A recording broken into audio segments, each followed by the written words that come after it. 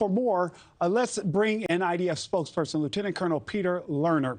Colonel Lerner, we just heard from our own Robert Sherman there on the ground. Yesterday, the White House said that Israel had agreed to daily 4-hour humanitarian pauses in the assault on Northern Gaza, but Israel has yet to confirm an agreement and that one is actually in place. So has Israel agreed to any kind of pause in fighting in Gaza? And if so, when will that actually take effect? Good morning, Nick. We are conducting our operations, I would say, with close relationship with the U.S. allies and colleagues.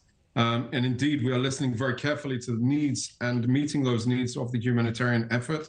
We see the humanitarian effort as part of our military operation.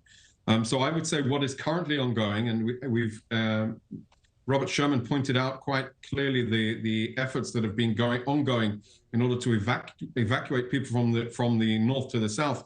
What we've actually done, following our discussions with our American colleagues, is actually also conducted humanitarian pauses in specific neighborhoods in Northern Gaza in order to facilitate even more the evacuation.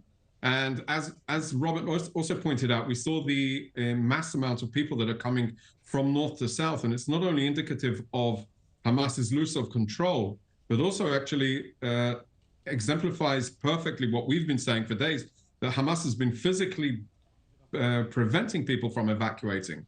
So if we can see the people that are actually taking, we've been trying to get at people out of the north now for almost a month, asking people to take charge of their lives. And Hamas has been trying to prevent that.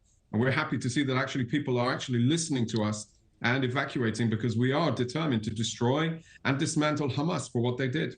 And Colonel Lerner, I know, and you know, that Israel has been receiving a lot of blowback and a lot of criticism for not extending that pause and allowing people to move out of the area. But one of the reasons you fear doing that is because you fear that Hamas may actually use civilians as cover.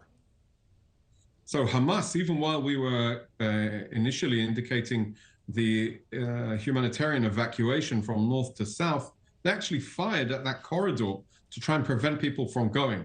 So, of course, there is a huge concern that anything we do for humanitarian needs of the people of Gaza, Hamas will try either take advantage of it or exploit it in a way that will jeopardize our forces, utilize it to restock, reorganize, regroup, or even conduct more attacks, a second wave against Israel, and so on. So there's a very great concern that Hamas will take advantage of these steps. However, and we've been saying it from day one, the people of Gaza are not our enemy, and that is why we need to distinguish between them and the Hamas terrorist organization. We are going to dismantle, destroy, and make sure that Hamas never has the power of government ever again to conduct attacks against Israel. This war isn't about what happened on 7th of October. It's about making sure the 7th of October can never happen again. Colonel Lerner, I want to thank you once again for joining us this morning. I know that it's a tough situation on the ground. Stay safe. Thank you very much. Thank you for watching. Go to newsnationnow.com to find NewsNation on your television provider. And don't forget to click the red subscribe button below to get more of NewsNation's fact-driven, unbiased coverage.